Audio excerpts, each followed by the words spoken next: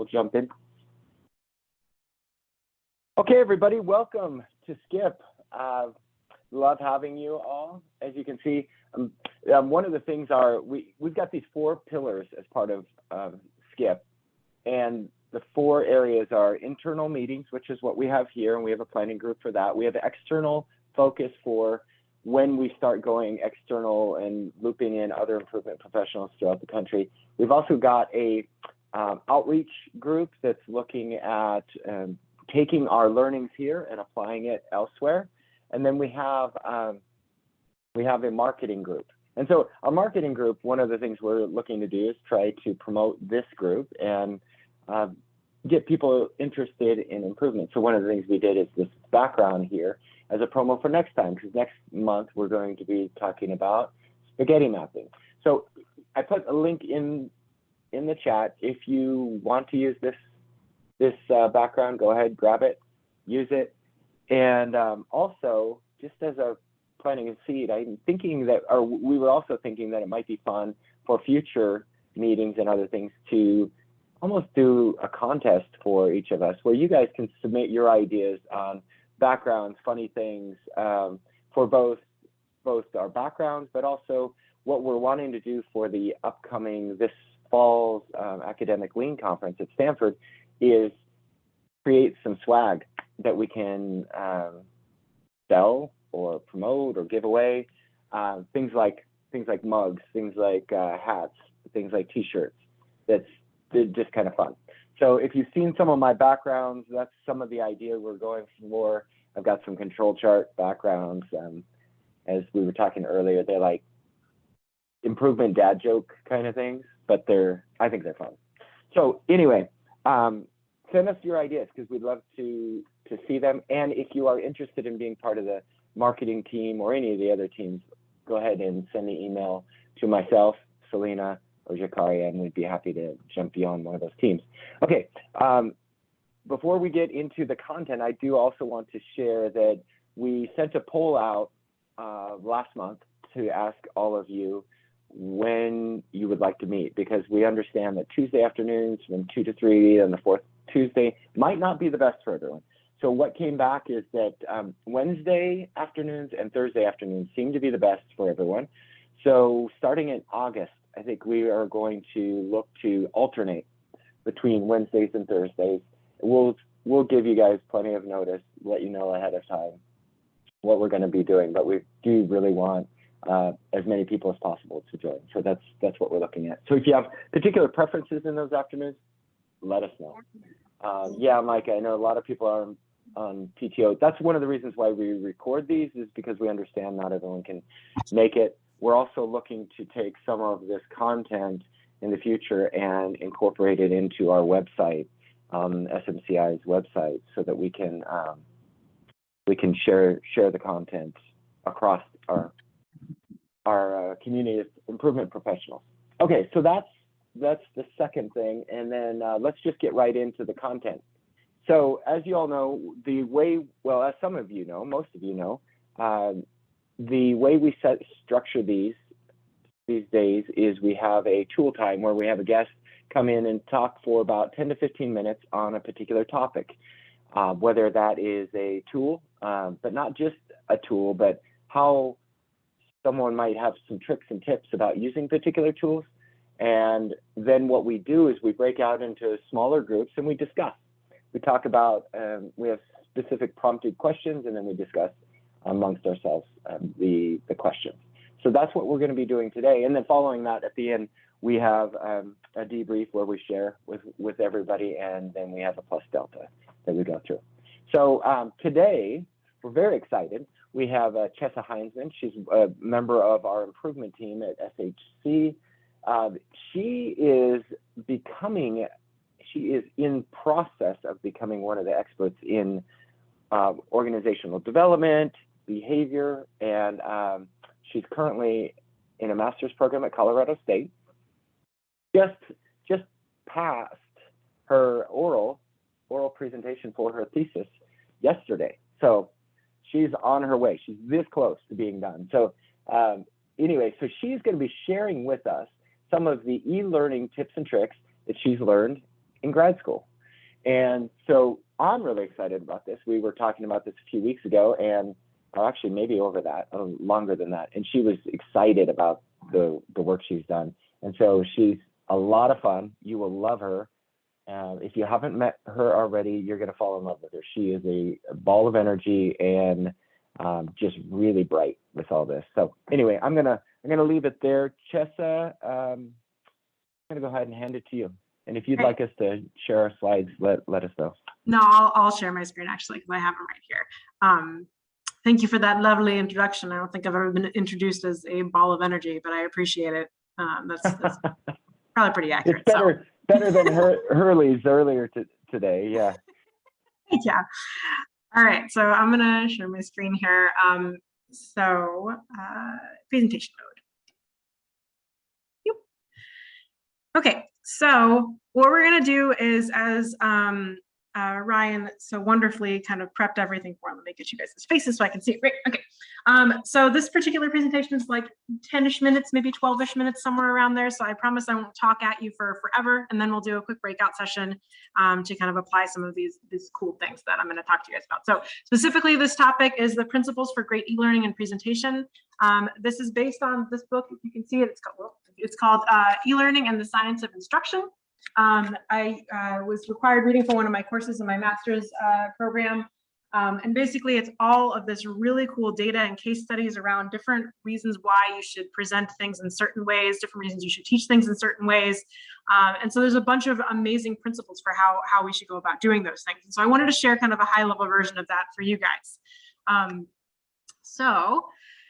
The way that I'm going to be talking through this is we're going to talk about the cognitive load during the learning process. We're going to talk about the 7 principles of e-learning, and then we'll do a breakout session and have some time for questions. So e-learning has become an increasingly popular method for teaching, especially since the pandemic, but usually because it's more cost effective. But dollars saved are only an illusion of if the quality of the training actually suffers. So how do we know our training is actually quality? Well, there are 3 main important cognitive processes that happen during learning. The first step in learning is paying attention to relevant words and images. The second is to mentally organize the selected material in coherent verbal and pictorial representation. And the third is to integrate incoming verbal and pictorial representations with each other and existing knowledge, and that's called integrating. Meaningful learning only occurs when the learner appropriately engages in all 3 of these things, all 3 of them. But at the same time, there are all these demands on the cognitive processing that's happening during learning, and they include these 3 things. The first is extraneous processing, which is basically the material that doesn't necessarily support the learning objective, but may be helpful. The second is essential processing, which is the stuff that really matters and is created by the inherent complexity of the material. And then the third is generative processing, the ability of the learner to make sense out of the material. So the challenge for learners is to carry out all these processes within the constraints of severe limits on how much processing can occur in each channel of working memory at one time. So how do we not overload our students? How do we not overload the people that we're trying to teach and get things across to? Well, there really are 3 situations we end up getting ourselves into as instructors or teachers. First is the extraneous overload. This is where the learner uses so much brain power and understanding extraneous or non-critical material that there isn't enough capacity for actual essential processing. The solution to this might be something like reducing the extraneous processing by taking away some of the unnecessary material in the lessons. Second, essential overload. This is when the material is so complex, the learner literally can't digest all the stuff that's happening at once. So you can solve this by breaking complex content into bite-sized learning segments or something. And then finally, generative underutilization. This is when the learner doesn't try to gain a deeper understanding of the material, even though the cognitive capacity is available. This is very student-driven and motivation-driven, but a solution for this one would be to foster generative processing with techniques like using conversational language and making the material more relevant and engaging. So all the solutions that I just described fall into one of these 7 categories. These are the 7 principles of e-learning: multimedia, contiguity, modality, redundancy, coherence, personalization, and segmenting. Each one of these things I'm going to go through at a relatively high level to show you how to apply those things. So the multimedia principle. Basically, it's that people learn better from words and pictures than just pictures alone. Listen to that one more time. People learn better from words and pictures than just pictures alone. People are more likely to understand material when they can engage in active learning. That can be mentally organizing the material into coherent cognitive representation and mentally integrating material with their existing knowledge. There's all sorts of different types of graphics that you can do to help engage your students. And the ones that you see here in this little hexagonal shape thing are the different types. And they all have their own definition and everything. Now you'll notice that this particular image is primarily decorative. It's just a list on top of that. And I wanted to put this up here because it is in direct defiance of the multimedia principle, because it does absolutely nothing for you as a learner. All it does is basically just take a list and put some pretty shapes behind it. So what I want to do is help you guys think about the types of graphics you want to put on your slides and put into teaching in order to engage your learner more effectively. Contiguity principle. Have you ever watched a movie and the person's mouth is moving and it doesn't quite match the sound and it's super distracting and you're just like, what the heck are they saying? What the heck is happening? Why can't I pay attention? Do you understand the words that are coming out of my mouth? That is the contiguity principle in its essential form. When we're talking about a slide or we're talking about a screen or something, it's the text that it needs to be next to what it describes. It's the feedback that appears on the same screen as the question. It's the directions that appear on the same screen as the steps that it's applied to. And animations, audio, all those things correspond to and presented at the same time as the words and the graphics, and basically helps create a lot of coherence for the learner. Now I know there's a lot of stuff on this slide, so I'm going to try to speak to it as best as I can. So the modality principle is that audio is better than text in general. So these two images, basically the top one shows what happens when it's just printed words and pictures, and the bottom ones show when it's spoken words and pictures. So when it's just printed words and pictures, all the information is traveling through your eyeballs, and that's only going through visual processing. If you are going into spoken words and pictures, then it's going into your eyes and your ears. So you actually get to use both memory systems, phonetic and visual processing. So we want to create a balance of content across visual and auditory channels with presentation of narration and graphics. With just printed words, often the words are not entirely digested. Redundancy. Explain visuals with words in audio or text, but not both. So in the past, we've assumed that we've assumed that people learn by adding information to memory as if the mind were this empty vessel that needs to be filled up with incoming information. The cognitive theory of multimedia learning is based on a few assumptions. First is that all people have separate channels for processing verbal and pictorial material. The second is that each channel is limited in the amount of processing that can take place at one time. And the third is that learners actively attempt to build pictorial and verbal models from presented material and build connections between them. This basically means that adding redundant stuff on your screen can overload the learner. And this is an image kind of when to avoid using it and when to consider using on-screen text and how to combine those two things. Coherence. And I think this slide is kind of funny. Basically, it's that we want to avoid lessons with extraneous words. In the most simplest of forms, here's coherence. So there's three types of extraneous forms. Wording. The first is interest. Additional words may be added for interest, extra words that are related to the topic, but not necessarily relevant to the primary instructional goal. Elaboration. This is when extra words may be added to expand upon key ideas of the lesson. And third is technical depth, which is when extra words may be added to add technical details, but they go beyond the key idea of the lesson. And the same principle here can be applied to extraneous graphics and audio. And so we need to make sure we're keeping it simple, essentially, is what I'm getting at with this particular one. Personalization. This one is an interesting one, but it's basically saying that the conversational style of writing or speaking actually helps increase the quality of someone's learning and the instructional development that happens. And here's essentially the process of how social cues prime a deeper learning. So you get some kind of instructional message with social cues, some kind of personalization. It activates the social response, and then it increases in active cognitive processing because the person can react better. The person can actually digest that information better. And then it increases the quality of learning outcomes. And there's tons of study and data on this. And so basically the idea is that the personalization is really, really critical to how you're actually delivering your material. And personalization is also increased by polite speak and voice quality as well. So if you sound tired and bored, it's going to come across as tired and bored.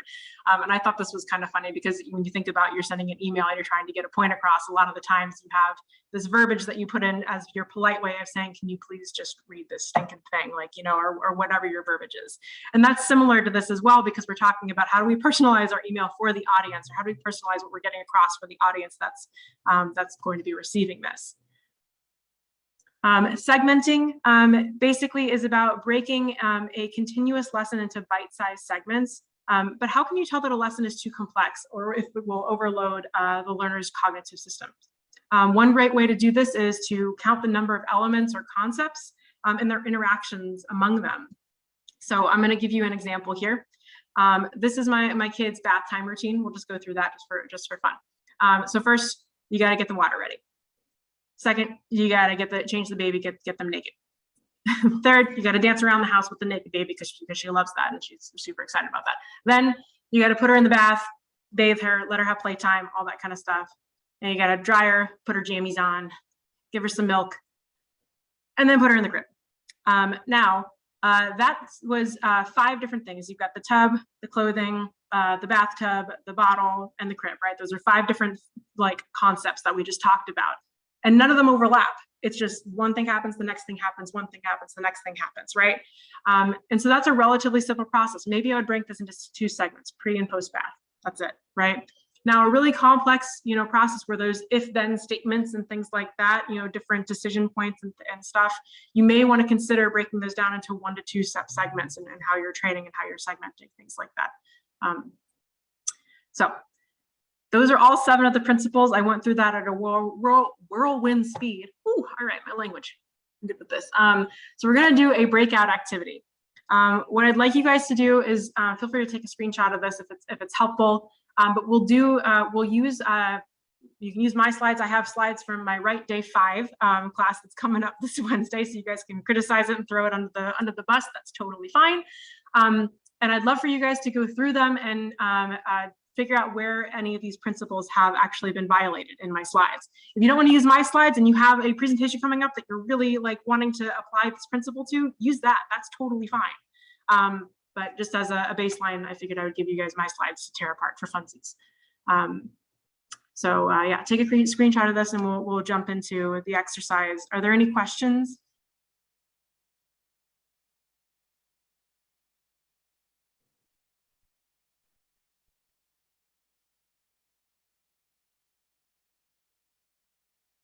Perfect.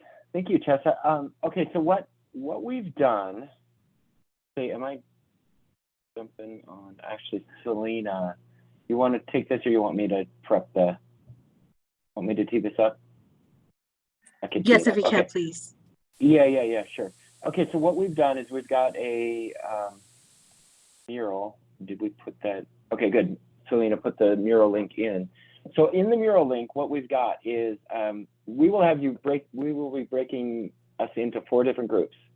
And so when you go into those 4 different groups, there's 3 questions. There's the question that Chessa shared, and then there's a couple others. At the bottom of the mural, so as you navigate, at the very bottom, there's slides that Chessa mentioned, the right slides. So we can look at that. Plus there is in there the screenshot for what we just talked about and for the different elements of the e-learning. So it's all there. You don't really have to go anywhere else unless you have a presentation that you would like to share. And yeah, and Selena said there is 1 lucky group will get to stay here and be recorded so that other people can hear us. So we'll see who the lucky group is. All right, so any questions before we jump in? All right. We have about 20 minutes for the breakout group, so we'll get started. One more thing. One more thing. What we always do to get to know each other better is do some kind of icebreaker question with each other. What are your summer plans? What fun things you do during the summer? Things like that. So get to know each other, where each other works, things like that, because we're trying to build community. So good.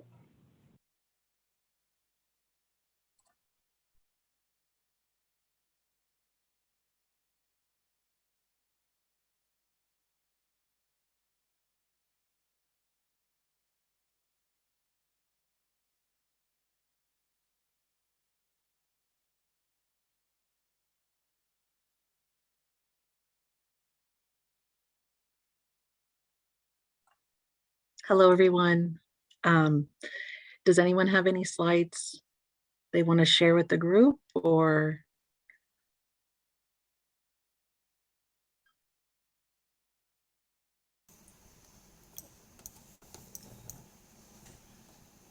Janine, do you have slides that you would like to share with us, and then we can go through the principles? Or the other option, I think we have the mural. There are slides in the mural.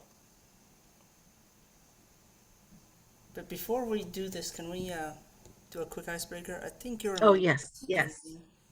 Sure. I don't know if Jean can hear us. It seems like she's talking to somebody. I think you're muted, Janine. People always talk to me while I'm in Zoom. Can you hear me now? My kids. Oh, there we go. Yes, we can hear you. We can hear you now. Hi, guys. Oh my gosh, I guess I was double muted. I do have a presentation I've been working on. If you think it'd be helpful, then go for it. Share it. Yeah, I mean, as long as you're cool with, us talking about it. If you don't want to, that's okay. Okay. This one actually took me a while to think through, but it's only 2 slides. And I'm basically trying to get a doctor to agree with an Epic build change that I'm proposing. Okay. But in thinking through the audience of that provider, I had to really condense down. There's so much background information that I had to just get out. And I really just wanted to do, like, what is the order going to look like in Epic? Why I need her partnership on that. And it was so difficult because you want to do like a 10-slide thing. I could show that, or does anyone else want to show anything? Before we do that, let's do our icebreaker. So we can say, Okay. Mo reminded us, good thinking, Mo. So I'll go first. My name is Selena Meza. I work with the improvement team at SHC and also with the Stanford Medicine Center for Improvement with Lisa Freeman. Summer plans, going to amusement parks is always fun, and maybe going to the beach. My birthday's next week, so it's a nice reminder to Happy reflect birthday. and take the day off. Thank you. I'm not a big birthday person, but I love the freebies that comes with it. So go ahead, Mo. Does anyone want to go next? I can.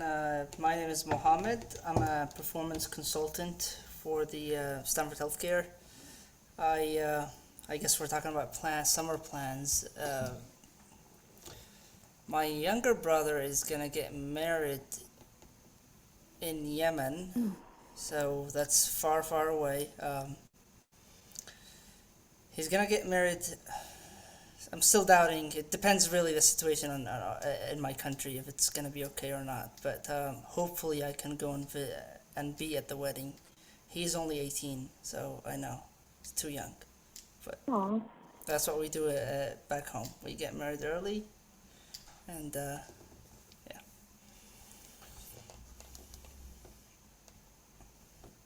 After you, Janine. Okay. I'm Janine. I work for the Enterprise Contact Center. I'm a project manager within performance improvement.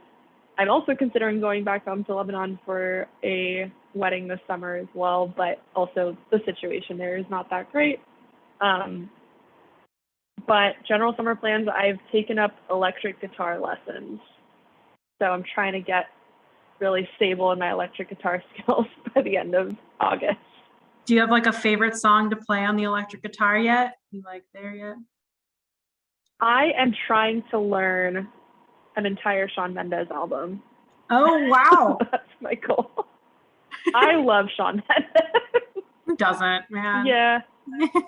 Yeah. He's just so cute. He's very cute. Yeah, you go for it, Francesca. Well, you can call me Chessa, by the way. I'm also an improvement consultant on the improvement team. Nice. My summer plans, actually, so coming up in a couple of weeks, we're going just north of Point Reyes, and we've got some friends who are going to do some camping over there and eat some oysters and stuff. And so my husband and I were like, let's go camping. And then we remembered we have a 1-year-old. Awesome. And we're like, we're not going camping, but we'll get an Airbnb really close to the campsite. And that way we can sit outside and shuck oysters with you guys and hang out and pretend to go camping and then sleep in a real bed. So we're going to do that in a couple of weeks. And then after that, I've got a friend who's got a little lake house, and we're going to go, bake potatoes and sit outside at the lake house. And then my husband and I were celebrating our 5-year wedding anniversary in October. So we're trying to figure out if we can actually take a trip to Asheville, North Carolina, which is where we got married in October. Because my daughter is getting vaccinated this Friday, she's 15 months and the vaccine got released, and I'm so excited. It's like having a semblance of normal life again is like, yes. Oh my gosh. Yeah. So she's getting vaccinated on Friday, and then we'll book our tickets to go to North Carolina. So we haven't traveled like at all. So I'm so excited. Wow. Yeah. That was so cute. Awesome. So do we want to get into the exercise? Sure. Janine, did you want to share, or Mo, do you have slides? I don't, you can just tear mine apart, whatever works. So we're gonna use Janine's slides, right? And Okay. then Sure. are we gonna use the mural like? Sure. How is the process, I guess? Yeah, so at least the way that I had envisioned this is that there's the different modality, or not the modality, different principles in that screenshot that Selena put in the mural. And then basically we'll go through the slides that you've got, Janine, and see if there's really just any violations of those principles, and we can just kind of talk about it. Please. This is a high stakes conversation. I basically need the leader of radiology to agree with what I'm proposing, which is there's a panel order for a procedure. The way that the panel order is built is leading to access issues, essentially, because providers are placing the order wrong. And so I just want to streamline it to one specific radiology order that's being placed, instead of this like panel with speech therapy and radiology. That's led to confusion. Like sometimes doctors are just placing that speech therapy referral and that's it. And then the patient doesn't get their follow-up care. So I'm trying to boil it down so that she understands I just want this specific radiology order with this one question from the speech referral to go into that future state. And that's really just to guide where is that scheduling location and specialty for this procedure. Does this slide have any violations? Would love to hear it. All right, what do you guys think?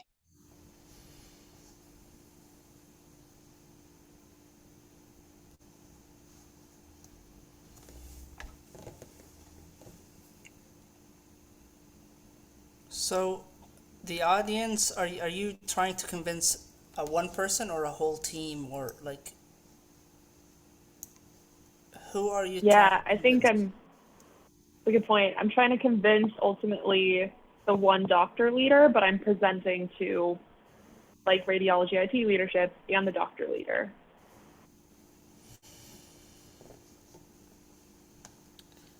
All right. Modality.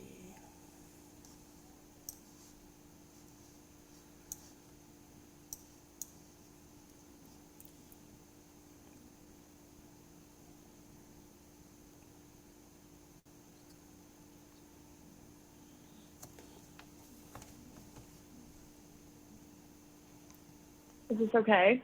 Any violations here?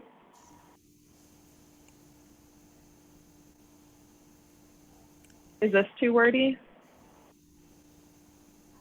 So why is this important to do? Like, what is, by having the future state, how is that super important? By having the future state, it would, well, this is my like position action benefit slide.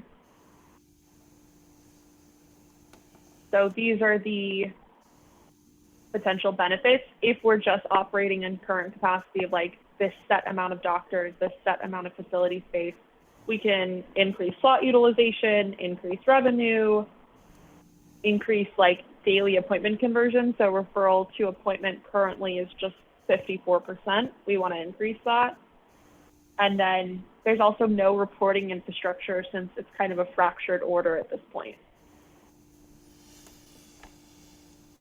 Is this too wordy? So, here, I guess I'll start. So I think what Mo's getting at is that looking at slide 3, it's almost like you don't have enough background information, in order to really understand what's happening here. So it's almost like you need to flip slide 3 and 4 or something, to give them the background. Say, here are the reasons why this works for you, and then when you go into the proposal, here are the things that the flow of things. I think that kind of goes with the contiguity thing a little bit, or maybe coherence, one of the two. We're talking about the flow of the conversation, the flow of the text, the flow of the images to make it make sense. Point. It's a really good point, guys. Yeah, and I don't know if it makes sense to break up some of those things too. So maybe it's like the position and benefit. Go on the slide right before slide 3 to say, here's the reason, here's the reasons we're doing this. Here's why it's really awesome. Here's the thing we're doing, and get approval on it, because this is a lot of words on this particular slide, and I think that people might please look when you look at that. Yeah, I was trying to do like a cute condensed S bar, but maybe was a bit I too ambitious. totally see where you're going. I like the vibe of the cute condensed S bar. I like it. I think that if you're, in particular thinking about like a physician's brain, they're snappy, short, to the point. Let's get this done kind of a thing a lot of the time. So. Yeah.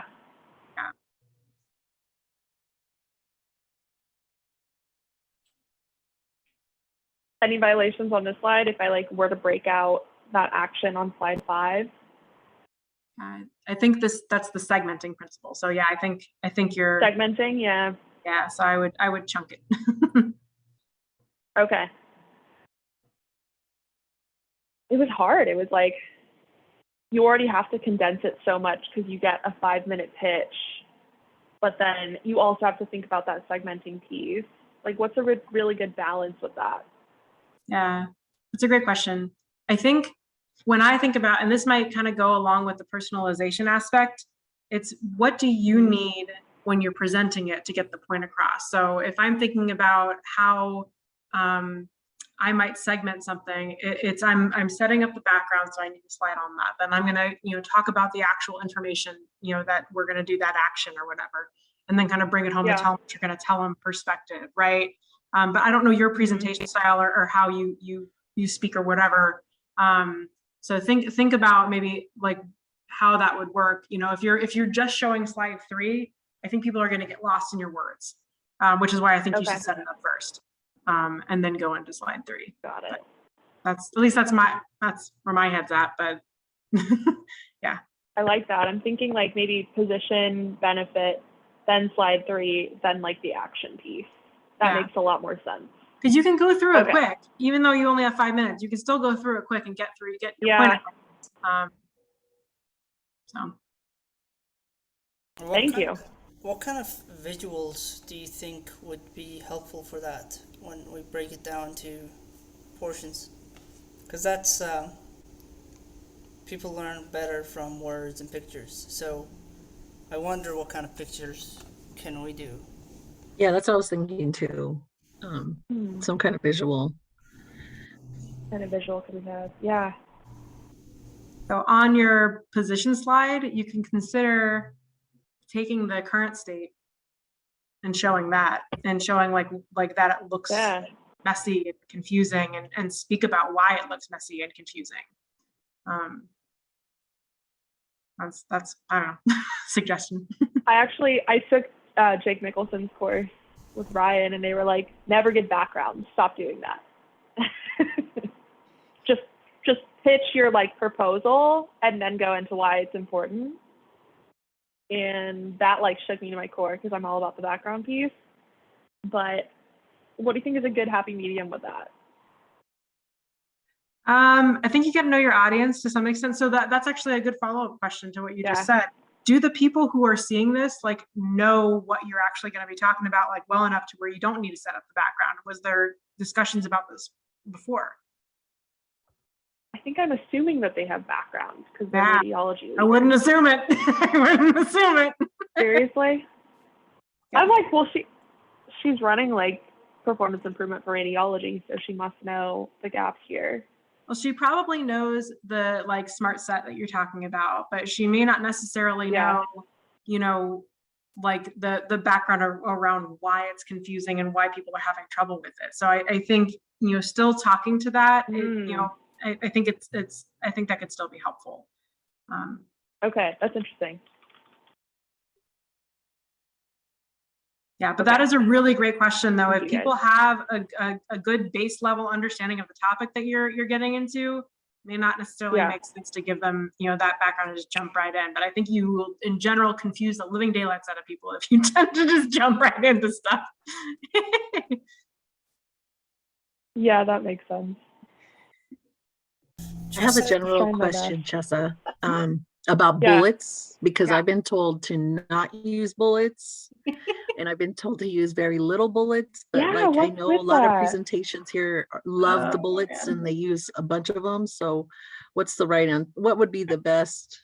I'm dying because Mo, I think you were in the meeting when Ryan asked this exact question, which is the reason why I ended up presenting this entire topic, is because Ryan was like, "Is it bullets or is it not bullets? Do we do bullets?" So the general what do we want? Right. So the general consensus is that you absolutely can use bullets. Bullets are okay. It's not like it's not a bad thing. I would come back to the multimedia and the modality principles when you're thinking about the bullets aspect of it. People learn better from words and pictures than from pictures alone, and audio is better than text, right? So it's minimize the text that you're showing, and if you can show images instead of text, show images instead of text. And if you can speak to it as well. Or if you can put audio with it, put audio with it as well. That's going to tend for people to digest it better. But yeah, I mean, I think in the slides that I put together, I'm trying to think if there may have been like one or two slides that had like a bullet or two. But for the most part, I tried to use images, tried to speak to things, you know, kept them really, really simple and short so people weren't lost in the words. So hope that helps. Yes, that does. That's a good help. Really That's does. a good point.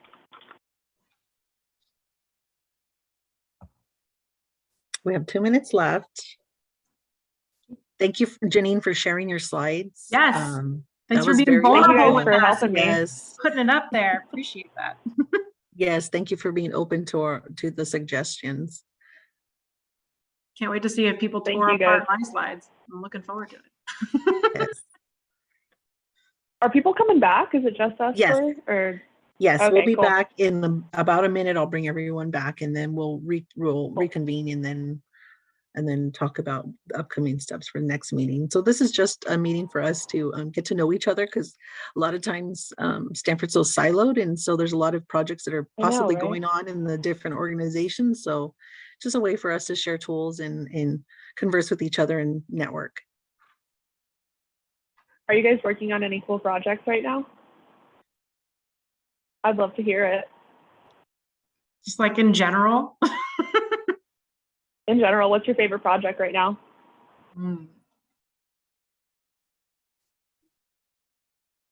feel like I have so many favorites, honestly. We've got a lot. I'm building our team website, which has been really fun and also infuriating at the same time. So that's been really cool. I get to play as web developer. So that's been fun. Pretend like I'm actually a graphic designer for a hot second. I'm not. I suck at it. Wow.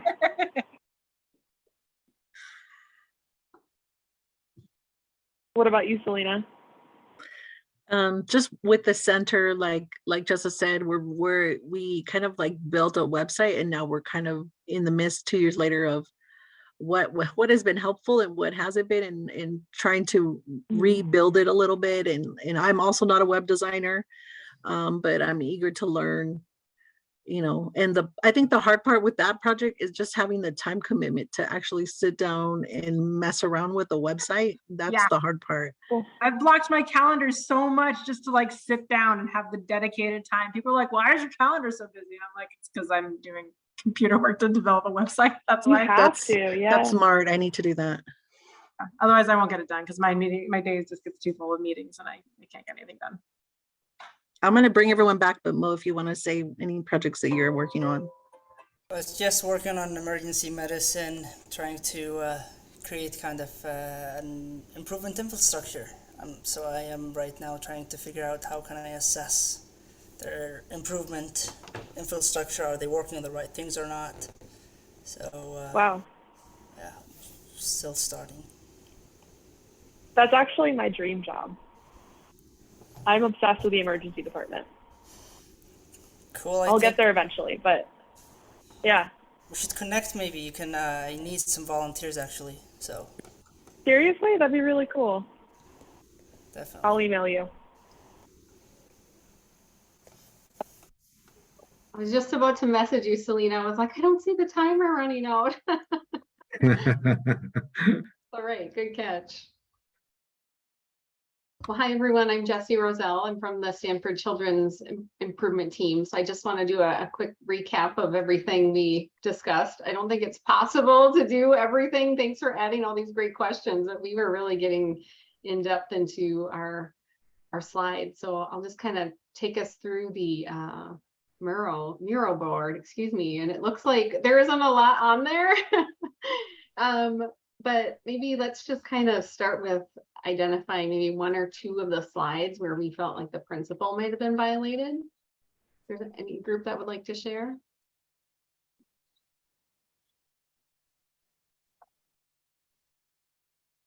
Yeah, Jesse, we'll share.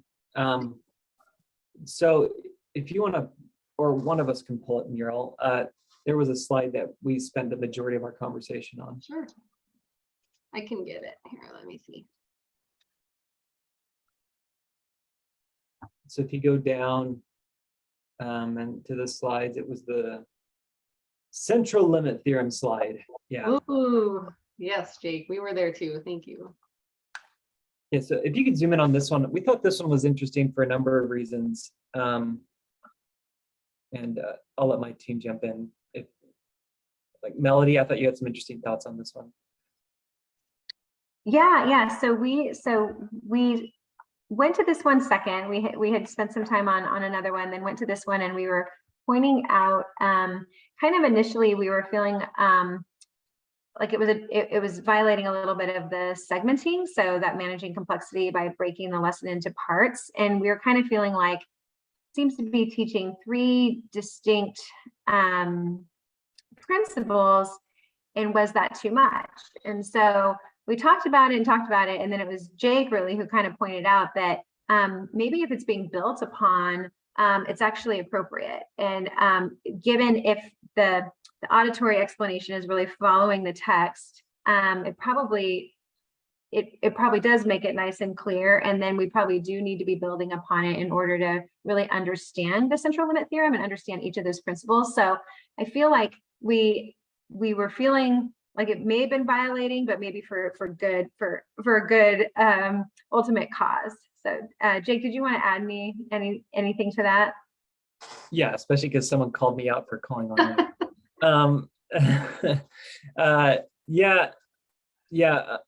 This is Chessa, we'd love to hear your thoughts on this, but we feel like that it's about when we create slides like this one, like the central limit theorem slide. Yeah, you're teaching how balls fall on an axis, or these little plinko things, whatever we want to call them. And then you're also teaching the sigma levels, and you're also asking, is this one sample normal? All these things are being taught on this slide. But if a good presenter segments this one slide so it's three different discussions, it actually can be a nice clear picture at the end. It's just often presenters don't do that. We put our slide together, we don't take the time to make things come in as we speak. We just let them all show on the slide, and then we try to talk to them one by one. So one of the reasons why I picked this particular slide deck to share with you guys is that at face value, it looks like it's violating literally everything. But the way that I teach this, there's animations for like literally every single thing. Mm-hmm. And as I'm speaking to a lot of these slides, a lot of these pieces are coming in and being added on top of it. So you guys are spot on. The whole like, what's it called? I think it's the contiguity one. Mm-hmm. Where like as what's appearing on the screen matches what you're talking about, and you're describing the visuals in an appropriate manner, that actually helps a lot with getting the point across in an effective way. So, but at the same time, you don't want words just like flying around the screen. That's why you don't like see a lot of presentations with like random, animations built in. But if they're built in for the purposes of helping somebody understand the content, then I think that's really valuable. And that actually is, I can pull up the slides and actually show you, but the animations built into this are kind of nuts. And there's a lot of really specific things that I've done in order to build on the content one step at a time. Because segmenting is a huge portion of this particular lesson. Well, we were talking about how important that is, and the good speakers, when you see a good speaker discuss things, they're talking, and as they're talking, the slides are just seamlessly just moving, and it's just this dance. The other thing we talked about is if you're not controlling the presentation and you're asking people to next slide, click, it can really throw off the whole just feel and the impact of the teaching. So we did also talk about the ability in Zoom that you can remote control, request remote control to click your own slides. So that also is a big aha. So all of you, that is a tip that we can all do. You can actually request control, and the person who's sharing their screen can actually give you control. We practiced it in ours, and it was kind of fun. So Ryan, I'm sorry, I have to say something about this, because we are all, I think we've all been guilty, or at least we've felt it, when someone says, please turn in your slides by this time, and I'll control the screen so you can talk. When we do that to people, we are ruining their segmenting, we're ruining their contiguity, we're ruining their ability to personalize. We're just taking all that from them. And so I feel like we've got to be advocates for not doing that to people anymore. Good point. Does someone want to mention that to the leaders of the monthly managers meeting? Because it kills me every time. That's great. Nice tips and tricks there. I think in the interest of time, I think we should move on to the like, wish, wonder. Ryan, are you good? Great. Yeah, thank you. Okay, so all of you should still have the link to the mural board. What we would like is these last few minutes, so we've got a few minutes left. We would like you to put on the I like, I wish, I wonder, things that you liked about today, things that you wish we would have talked about now or in the future, and then I wonder, maybe we could do this now or in the future. So this is your chance to provide feedback. We say this every month, and it's absolutely true. We use this feedback to help drive our next meetings and the content of our meetings and how we run these things, because this is truly a community, and we're all about practicing what we're teaching. And so all of these things, we look to you for your help, your guidance.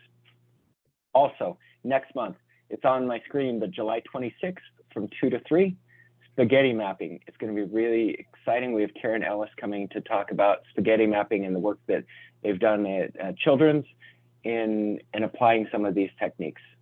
So it should be a lot of fun. And remember, in the chat, if you want the background, go ahead and click on that. I'd really be interested to see if this kind of concept takes off and you like it. If you don't, let me know that too. And if you have other ideas of what we can do for backgrounds to help promote SCIP, tell me that. And also, if you're interested in being one of the 4 kind of pillar committees, let me know. Those 4 pillars, again, are helping to run this meeting, the internal. There's external. We haven't really gotten to that yet, but if you are interested in expanding outside of Stanford and incorporating other people, let us know. There is the community outreach. So that's taking our expertise and sharing it with our community in outreach type of events, and then also the marketing side of things. All right, perfect. Well, thank you all very, very much. The link will be open on Mural, so even after you sign off, go ahead and continue to add to it. Thank you, Chessa, for a wonderful presentation. It was really great. Love hearing the things you're learning, sharing with us. And that would be also, the invitation's open to all of you. If there's something you're learning that you're really kind of geeking out about and you think is really fun, let us know, because we would love to have you highlighted in a future meeting. I know you all can do it because I know just about everyone on the screen, and you all have different things that you bring to this organization. So love to see it. Perfect. Thank you all. Hope to see you Appreciate all it. next month. All right. Bye-bye. Bye.